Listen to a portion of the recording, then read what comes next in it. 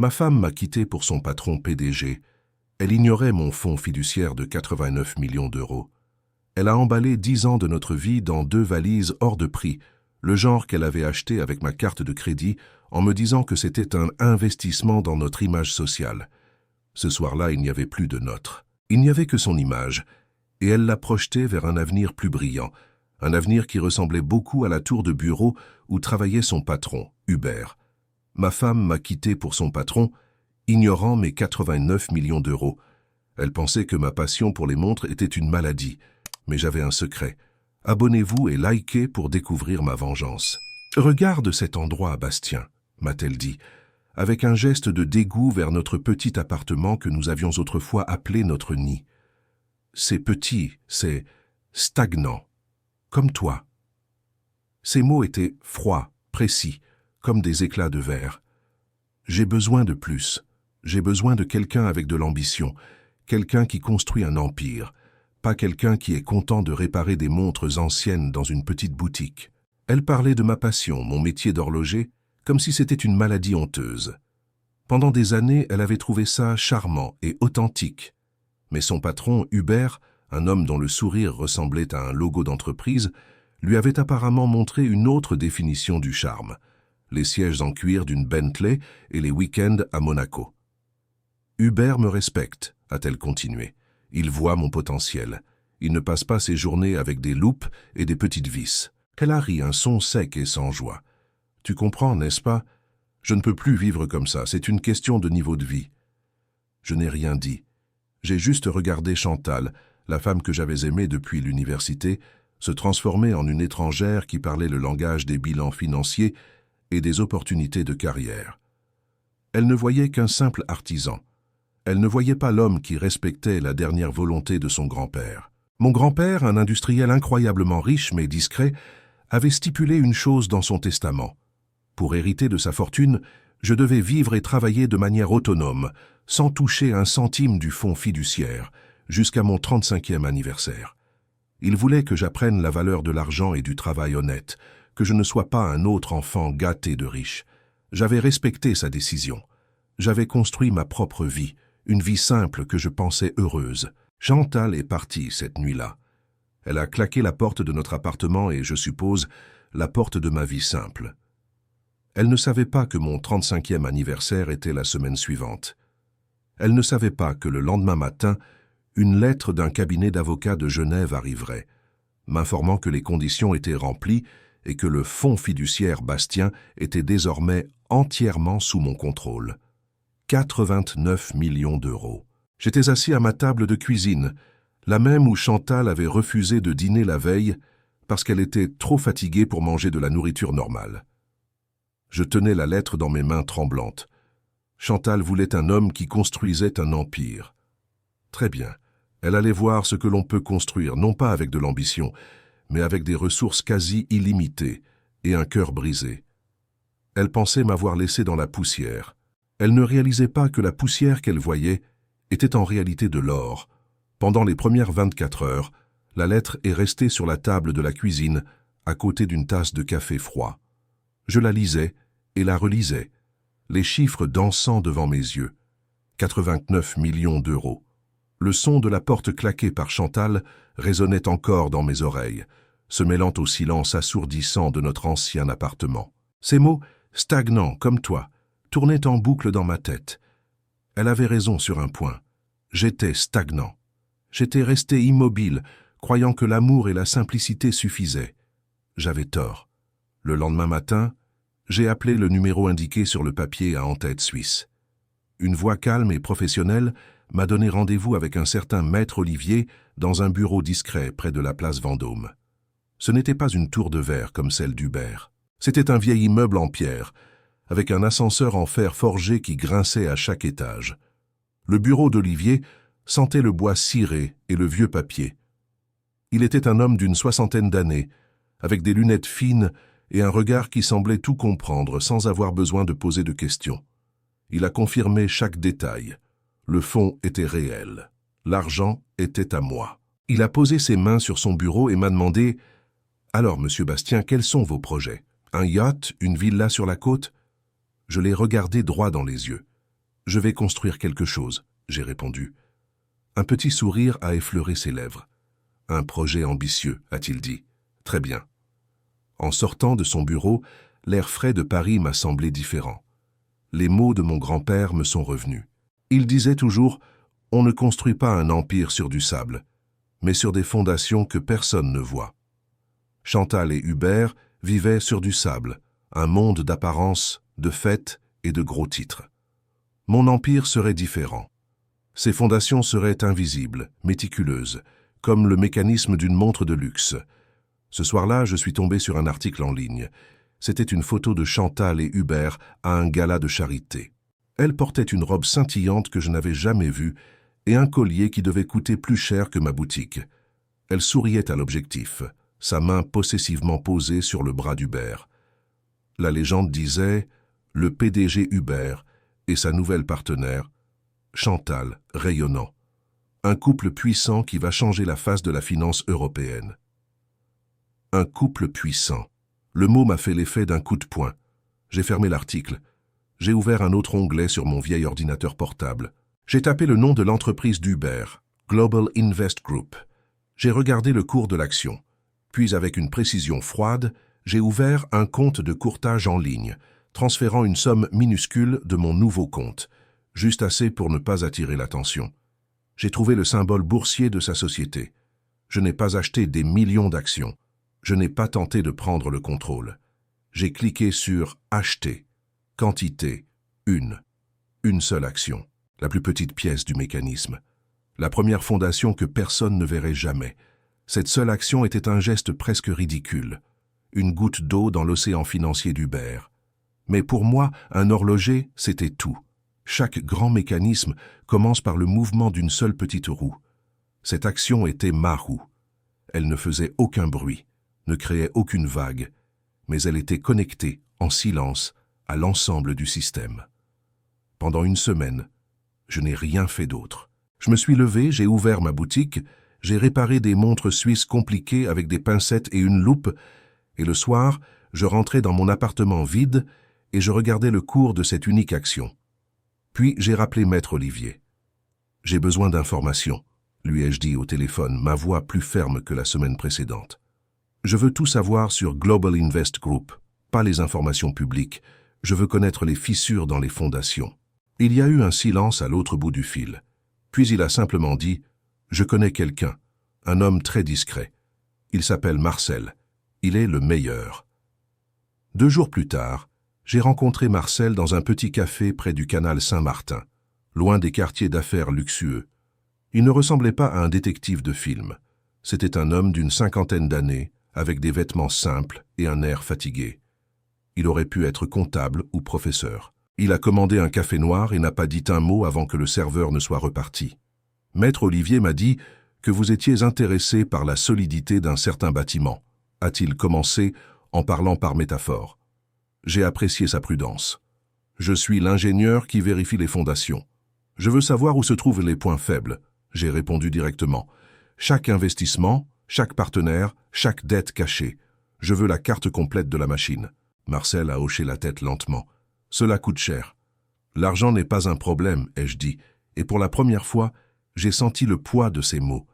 Pendant que Marcel commençait son travail invisible, la vie de Chantal s'étalait dans les magazines. Une semaine, c'était une photo d'elle à l'Opéra Garnier avec Hubert. La semaine suivante, c'était un article sur la nouvelle icône de style qui conseillait Hubert sur ses acquisitions dans le secteur du luxe.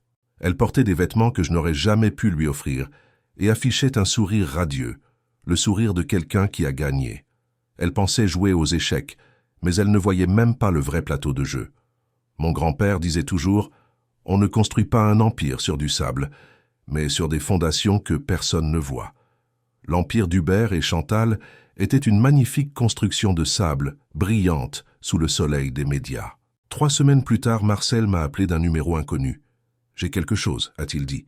Ce n'est pas grand, mais c'est une porte. » Nous nous sommes retrouvés dans le même café. Il a fait glisser une enveloppe sur la table. À l'intérieur, il n'y avait pas de long rapport, juste un nom. Les Vignobles d'Or. Une petite entreprise viticole en Bourgogne. Hubert l'a acheté il y a 6 mois via une société écran, a expliqué Marcel. Il l'a surévalué dans ses livres pour gonfler la valeur des actifs de Global Invest Group. Le problème, c'est que le vignoble est au bord de la faillite. Une mauvaise récolte, un problème de moisissure. Si cette information sort, la valeur de ses actifs chute et ses créanciers deviendront nerveux. Je tenais le nom entre mes doigts. Ce n'était pas une bombe, c'était une clé. Une petite clé pour une petite porte, dans un immense château. Mais pour un horloger, une petite clé est tout ce dont on a besoin pour commencer à démonter le mécanisme le plus complexe. La clé. C'était exactement ça. Je tenais une petite clé en laiton qui pouvait ouvrir une serrure rouillée dans le sous-sol de l'Empire d'Hubert. Pendant que Chantal et lui dansaient dans les salons dorés de Paris, je savais qu'une simple porte mal fermée au sous-sol pouvait faire s'écrouler tout le château. Je n'ai pas agi tout de suite. Un bon horloger n'est jamais pressé. Il observe le mouvement. Il comprend le rythme avant de toucher la moindre pièce. J'ai passé 2 jours à étudier les finances des vignobles d'or. C'était un désastre. Des dettes auprès de fournisseurs locaux, un prêt bancaire important et des impôts en retard. Hubert avait acheté une coquille vide et l'avait peinte en or pour ses investisseurs. Il comptait sur le fait que personne n'irait vérifier les détails. Les gens comme Hubert ne regardent jamais les petites vis. Ils ne voient que le cadran brillant. Le 3e jour, j'ai de nouveau appelé Maître Olivier. « J'ai besoin de créer une société, lui ai-je dit. Une société d'investissement. Elle doit être complètement anonyme, sans aucun lien avec moi. Appelez-la Précision Capital. » Olivier a compris immédiatement. « Je vois. Vous ne voulez pas acheter la maison, vous voulez posséder l'hypothèque. »« Exactement, » ai-je répondu. « Je veux que Précision Capital rachète toutes les dettes des vignobles d'or. Chaque facture impayée, chaque prêt. Je veux devenir leur seul et unique créancier. » Le plan était simple et silencieux. Si j'achetais le vignoble, Hubert le saurait. Mais en rachetant les dettes, je devenais une menace invisible, une force qu'il ne verrait pas venir. Je ne serais pas un concurrent, je serais le banquier qui viendrait frapper à sa porte. Pendant qu'Olivier mettait en place la structure juridique, je suis tombé sur une autre interview de Chantal dans un magazine économique. Le titre était « L'œil de Chantal. Comment l'intuition féminine transforme la finance ». Elle y expliquait, avec des mots qu'elle avait sûrement appris par cœur, comment elle aidait Hubert à identifier les opportunités de croissance sous-évaluées. Elle a même mentionné l'acquisition d'un domaine viticole de prestige, comme exemple de leur vision à long terme. Elle parlait de mon plan de destruction comme si c'était son plus grand succès. L'ironie était si forte qu'elle en devenait presque douloureuse. Je me suis souvenu de mon grand-père. Il me regardait travailler sur une vieille horloge et me disait « On ne construit pas un empire sur du sable, mais sur des fondations que personne ne voit. » Hubert et Chantal construisaient leur empire de sable sous les flashs des photographes. Mes fondations, je les posais dans l'ombre, brique par brique, dans les bureaux feutrés d'un avocat suisse. Une semaine plus tard, j'ai reçu un court message d'Olivier. Précision Capital est opérationnelle. Nous avons commencé à racheter les créances. Les petits fournisseurs sont ravis d'être payés. La banque était plus difficile, mais votre offre de rachat de leur prêt à risque a été acceptée avec soulagement. En l'espace de 10 jours, et pour moins d'1 million d'euros, j'étais devenu le propriétaire de toutes les dettes des vignobles d'or. Officiellement, une obscure société d'investissement venait de faire un pari étrange sur un vignoble en difficulté. Officieusement, je tenais maintenant un fil fin et presque invisible, mais qui était directement connecté au cœur du réacteur financier d'Hubert. Je n'avais plus qu'à attendre le bon moment pour tirer dessus. Et comme tout bon horloger, la patience était ma plus grande vertu. La patience était une chose que mon métier m'avait apprise. On ne peut pas se presser en réparant le balancier d'une montre de 1920. Chaque mouvement doit être délibéré, chaque pression calculée. Pendant 1 mois, j'ai vécu comme ça. J'ai gardé le silence. Je tenais le fil de la dette des vignobles d'or, mais je ne tirais pas. J'observais. J'attendais le bon tic-tac de l'horloge. La vie de Chantal et Hubert continuait de briller dans les pages des magazines. Ils étaient photographiés à des ventes aux enchères d'art, à des lancements de yachts. Une fois, j'ai vu une photo de Chantal sortant d'une bijouterie sur la rue de la Paix. Elle portait un sac qui coûtait probablement le loyer de mon appartement pour une année entière. Elle avait l'air heureuse, mais c'était un bonheur de vitrine, un bonheur fait pour les appareils photo. Le moment est venu un mardi matin. Je lisais les nouvelles financières en buvant mon café, une habitude que j'avais prise récemment. Un titre a attiré mon attention. Global Invest Group annonce une expansion agressive. Hubert, le PDG, promet des rendements records. L'article était rempli de citations arrogantes d'Hubert. Il parlait de la solidité à toute épreuve de ses actifs et de sa vision infaillible pour l'avenir. Il se présentait comme un roi invincible sur son trône de verre et d'acier. Et pour justifier cette solidité, il citait la valeur de ses acquisitions, y compris un portefeuille diversifié dans le luxe, mentionnant discrètement ses fameux vignobles. C'était le signal. Il utilisait le mensonge du vignoble comme une des pierres angulaires de son discours. Il était temps de secouer cette pierre. J'ai appelé Maître Olivier. « Bonjour Maître, il est temps pour Précision Capitale de se présenter. »« Je vous attendais », a répondu sa voix calme. « Que dois-je faire ?»« Envoyez une lettre officielle au Vignoble d'Or, une lettre très polie. Informez-les que toutes leurs dettes ont été consolidées par un seul créancier. Demandez un audit complet de leurs comptes et un plan de remboursement immédiat pour les intérêts en retard. Ne soyez pas menaçant. Soyez juste, méticuleux, comme un inspecteur des impôts qui fait simplement son travail. « Cela va les rendre nerveux, » a dit Olivier. « C'est exactement le but, » ai-je répondu. 2 jours plus tard, Marcel m'a appelé. Sa voix était basse, presque amusée. « Il y a de l'agitation dans la fourmilière, » a-t-il dit. La lettre est arrivée. Le directeur du vignoble a paniqué et a appelé directement le bureau d'Hubert. Ils ne comprennent pas qui est Précision Capitale. Ils ont cherché partout, mais la société est une forteresse. Aucune information, aucun nom. C'est une entité fantôme qui leur demande soudainement des comptes. J'ai souri pour la première fois depuis des semaines. Hubert, l'homme des grands mouvements et des annonces publiques, était confronté à un adversaire qu'il ne pouvait pas voir, qu'il ne pouvait pas identifier. Il devait se sentir comme un géant piqué par un moustique invisible. Il pouvait sentir la piqûre, mais il ne savait pas où frapper. En regardant le cours de son action qui n'avait pas encore bougé, je me suis souvenu de mon grand-père. Il avait raison. On ne construit pas un empire sur du sable, mais sur des fondations que personne ne voit. Hubert commençait à peine à sentir le sol trembler sous ses pieds, et il n'avait aucune idée que le tremblement de terre venait d'un petit horloger dans un appartement modeste. La première roue venait de tourner. La panique est un mauvais horloger. Elle précipite les mouvements et casse les pièces les plus fragiles.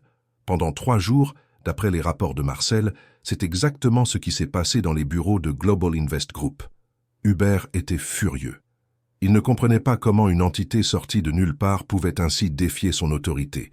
Il a engagé un cabinet d'avocats spécialisé dans la finance internationale pour percer le secret de Précision Capitale. Ils ont passé des heures au téléphone avec des correspondants à Genève. En vain. C'est un coffre-fort, m'a expliqué Marcel lors d'un bref appel. La structure mise en place par ton ami Olivier est parfaite. Ils savent que le propriétaire est probablement français. Mais c'est tout. Chaque tentative pour en savoir plus se heurte à un mur de loi suisse sur le secret bancaire. Hubert pique une crise. Il a crié sur 3 de ses directeurs ce matin, les traitant d'incapables. J'écoutais calmement, en polissant le boîtier d'une vieille montre. Je l'imaginais, Hubert, l'homme qui aimait tant la lumière des projecteurs, se battre contre une ombre. Il était habitué à des adversaires qu'il pouvait acheter, intimider ou ruiner publiquement. Moi, je n'existais pas. J'étais un fantôme dans sa machine, un grain de sable dans un engrenage qu'il pensait parfaitement huilé. Il ne pouvait pas me frapper, car il ne me voyait pas. Pendant ce temps, la vie de Chantal continuait, étalée dans les magazines. Une nouvelle interview est parue dans un supplément week-end. Elle posait dans leur appartement avec vue sur la Seine, parlant de l'importance de la stabilité et de la confiance dans les affaires.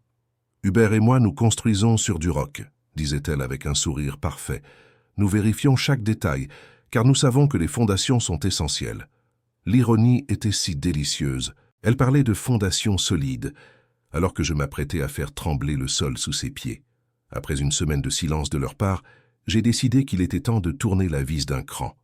J'ai de nouveau appelé Maître Olivier. « Maître, je pense que nos amis ont eu assez de temps pour réfléchir, ai-je dit. « Que souhaitez-vous faire ?» demanda-t-il. « Une 2e lettre, encore plus polie que la première. Précision Capitale s'inquiète du manque de communication. En tant que principal créancier, Nous exigeons une réunion avec la direction des vignobles d'or, et plus important encore, avec les représentants de la société mère qui se portent garantes de leurs dettes, disons dans les 48 heures. C'était une déclaration de guerre silencieuse. Je ne demandais plus des papiers, je demandais des hommes. Je forçais Hubert à sortir du bois, à mettre son nom et sa réputation directement sur la table. Il ne pouvait plus se cacher derrière le directeur du vignoble. La dette venait de remonter jusqu'à son bureau au dernier étage. La réponse a été quasi immédiate. Cette fois, ce n'est pas Marcel qui m'a appelé, mais Olivier. « Ils ont mordu à l'hameçon », a-t-il dit, une pointe de satisfaction dans la voix. Le directeur juridique de Global Invest Group a appelé mon bureau il y a 1 heure. Il était très agité. Il a dit qu'une réunion était prématurée, qu'ils préparaient un plan de paiement, qu'ils avaient besoin de plus de temps. Elle m'a traité de stagnant, préférant l'ambition d'Hubert. Qu'auriez-vous fait à ma place? Commentez ce que vous pensez de sa trahison et partagez. Et qu'avez-vous répondu, maître? Je lui ai répondu, selon vos instructions, que le temps était une ressource que Précision Capital n'était plus disposée à leur accorder. Soit une réunion était fixée, soit nous commencions les procédures pour déclarer le vignoble en faillite, ce qui déclencherait une enquête sur les actifs de la société mère. Un silence. Puis Olivier a repris « Ils ont cédé il y a 10 minutes. Ils acceptent la réunion. Ils veulent savoir qui représentera Précision Capital. » J'ai regardé par la fenêtre de mon petit appartement. Au loin, les lumières de la ville commençaient à s'allumer. La machine était en marche. « Dites-leur simplement, ai-je répondu doucement, que le créancier sera là. » Le jour de la réunion est arrivé avec un ciel gris et bas, comme un couvercle posé sur la ville. Le bureau de Global Invest Group occupait tout le dernier étage d'une tour de verre et d'acier qui grattait les nuages. De là-haut, les voitures ressemblaient à des jouets et les gens à des fourmis. C'était un monde conçu pour que ses habitants se sentent grands et puissants. Je portais mon costume le plus simple, celui que je mettais pour les mariages ou les enterrements. Il était propre, bien coupé, mais n'avait coûté qu'une fraction du prix de la cravate de maître Olivier. Nous étions assis dans une salle de conférence immense, avec une table en bois si polie qu'on pouvait y voir notre reflet. J'avais demandé à Olivier de me présenter comme son assistant. Je voulais voir leur visage avant qu'ils ne voient le mien. Hubert est entré comme un roi dans son château. Il était suivi par Chantal et 2 avocats au visage fermé. Chantal portait une robe d'une couleur vive qui semblait déplacée dans cet environnement froid. Elle m'a jeté un regard rapide, sans me reconnaître, ou en choisissant de ne pas le faire. Pour elle, j'étais juste un meuble de plus dans la pièce. Son attention était entièrement tournée vers Hubert, riant à une de ces blagues que je n'ai pas entendues. Ils se sont assis en face de nous. Hubert a posé ses mains sur la table, montrant une montre en or qui devait valoir plus que ma boutique. « Alors, a-t-il commencé, en regardant Olivier, parlons de ce petit problème. Mon équipe a préparé une proposition de rééchelonnement de la dette. Nous sommes très raisonnables. » Olivier a simplement glissé un seul dossier sur la table.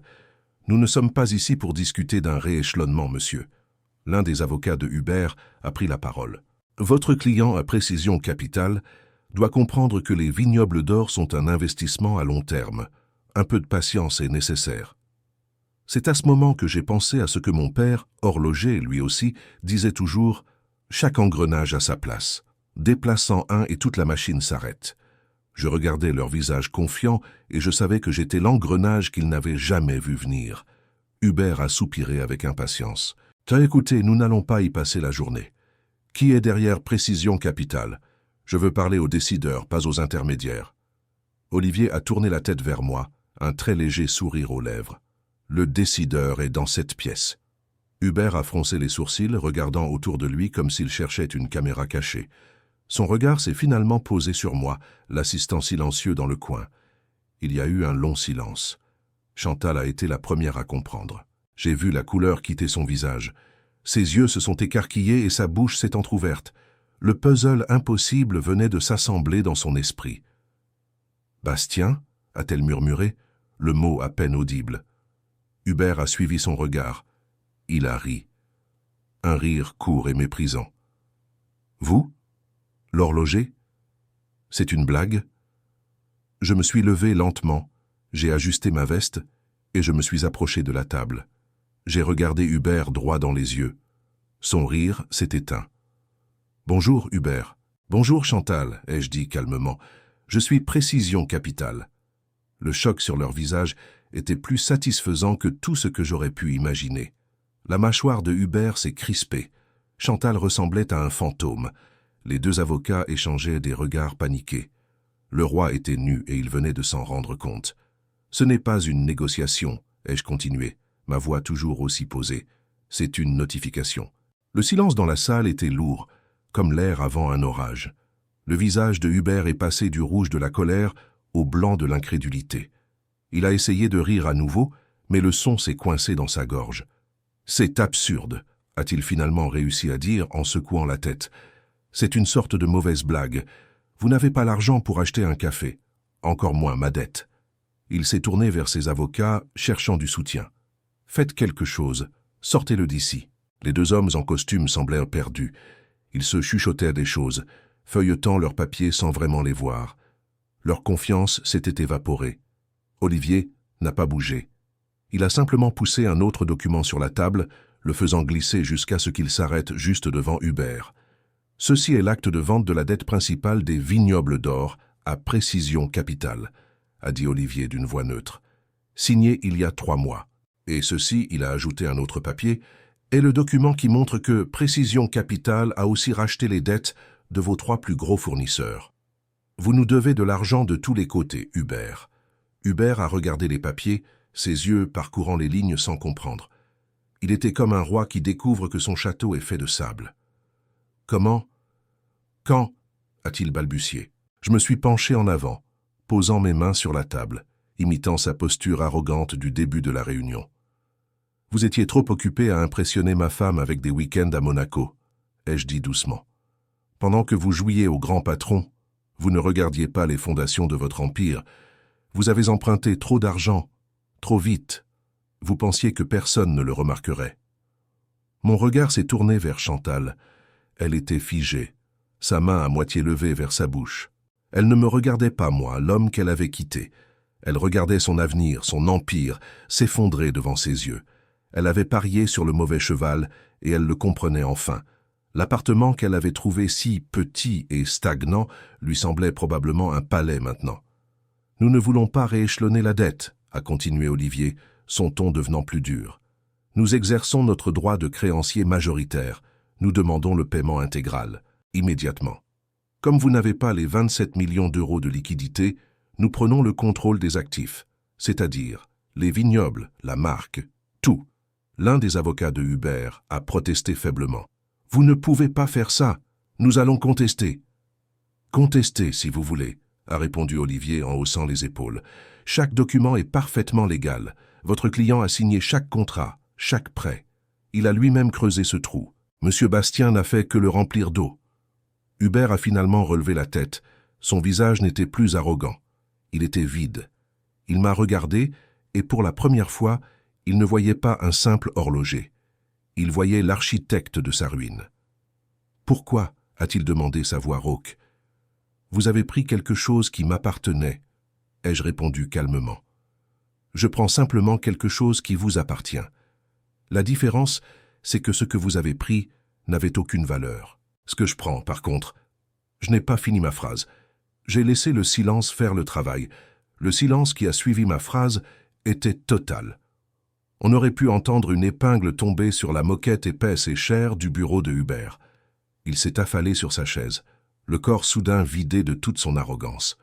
Son visage, autrefois si sûr de lui, était maintenant une carte de la défaite, pâle et couvert d'une fine couche de sueur. Chantal a finalement bougé. Ses yeux, grands ouverts, passèrent de moi à Hubert, puis au papier sur la table, comme si elle ne pouvait pas croire ce qu'elle voyait. Elle a tendu une main tremblante vers moi. « Bastien, s'il te plaît », a-t-elle murmuré. Ce n'était plus la voix glaciale de la femme qui m'avait quitté. C'était un son fragile, cassé. « On peut parler ? Juste toi et moi ?» Je l'ai regardée, vraiment regardée, pour la première fois depuis des mois. Elle portait une robe de créateur qui devait coûter plus cher que mon loyer d'1 an. Ses bijoux brillaient, mais son visage était terne. Elle avait misé tout ce qu'elle avait sur un empire qui venait de s'écrouler en quelques minutes. « Il n'y a plus rien à dire, Chantal, » ai-je répondu, ma voix toujours calme. Tu as fait ton choix quand tu as mis tes valises devant la porte. Ceci n'est pas une affaire personnelle, c'est une transaction commerciale. Chaque mot était comme une petite pierre que je posais entre nous, construisant un mur définitif. Elle a reculé comme si je l'avais frappée. Hubert a levé la tête, un dernier éclair de défi dans ses yeux. « Vous ne vous en sortirez pas comme ça, a-t-il sifflé. J'ai des amis, des relations, je vais vous détruire. » Olivier a eu un petit rire sec, sans joie. « Vos amis, Hubert? La plupart d'entre eux sont aussi nos créanciers. Vous pensez qu'ils vont vous aider alors que vous leur devez de l'argent? Vous êtes seul. » La vérité de ces mots a semblé frapper Hubert plus fort que tout le reste. La solitude. Il avait construit son monde sur des apparences et des transactions, et maintenant qu'il n'avait plus rien à offrir, il n'y avait plus personne. Je me suis retourné pour partir. Mon grand-père Marcel disait toujours « chaque pièce a sa place et chaque dette a son échéance ». La dette de Hubert était arrivée à terme. Tout était en ordre. « Olivier, je crois que nous avons terminé ici », ai-je dit en me dirigeant vers la porte. Derrière moi, j'ai entendu un bruit étouffé. C'était Chantal. Elle pleurait. Mais ce n'étaient pas des larmes de regret pour ce que nous avions eu. C'étaient des larmes pour les voitures de luxe, les restaurants étoilés et les vacances exotiques. Elle ne pleurait pas pour l'homme qu'elle avait perdu, mais pour le style de vie qu'elle ne connaîtrait jamais. Les avocats de Hubert rangèrent leurs affaires en silence, évitant de croiser le regard de leurs clients ruinés. Ils se dépêchaient de quitter le navire qui coulait. Quand Olivier a refermé la porte derrière nous, le son a semblé définitif. Dans le couloir silencieux, je n'ai pas ressenti une vague de triomphe ou de joie, juste un calme profond, le sentiment d'un long travail bien fait. C'était comme réparer une montre ancienne et incroyablement compliquée. Il avait fallu des mois de patience, de précision et de concentration. Maintenant, tous les rouages étaient enfin à leur place et le mécanisme tournait parfaitement. La justice, comme le temps, avait suivi son cours. La semaine suivante, je suis entré dans ce qui était autrefois le bureau de Hubert. C'était maintenant le mien. L'odeur de son eau de Cologne chère flottait encore dans l'air. Un fantôme arrogant que j'ai rapidement chassé en ouvrant les grandes fenêtres. La vue sur la ville était spectaculaire, un panorama de verre et d'acier. Mais mes yeux n'étaient pas tournés vers l'horizon. Ils étaient fixés sur le bureau en acajou massif. Sur un coin, Hubert avait laissé une photo encadrée de lui et Chantal à Monaco, souriant à l'appareil photo, le soleil brillant sur leur visage bronzé. J'ai pris le cadre, j'ai enlevé la photo et je l'ai glissée dans un tiroir. Je n'avais pas besoin de rappel. À sa place, j'ai posé une vieille loupe d'horloger, celle que mon grand-père Marcel m'avait donnée. Un objet simple, usé par le temps, mais rempli de vraies valeurs. 2 jours plus tard, Chantal est venue à ma boutique. Je l'ai vue à travers la vitrine, hésitant sur le trottoir. Elle ne portait pas de robe de créateur, mais un simple jean et un chemisier. Ses cheveux n'étaient pas parfaitement coiffés. Elle avait l'air ordinaire. Elle a finalement poussé la porte. La petite cloche a sonné, le même son qu'elle avait entendu des milliers de fois. « Bastien », a-t-elle commencé, sa voix incertaine. « Je voulais juste voir comment tu allais. » Je n'ai pas levé les yeux de la montre que je réparais. Une pièce délicate du 19e siècle. « Je vais bien, Chantal, occupée. »« Écoute, » a-t-elle dit en s'approchant du comptoir. « Ce qui s'est passé avec Hubert, je ne savais pas. Je n'ai jamais voulu que... »« Que quoi ?» je l'ai interrompu, levant enfin les yeux vers elle.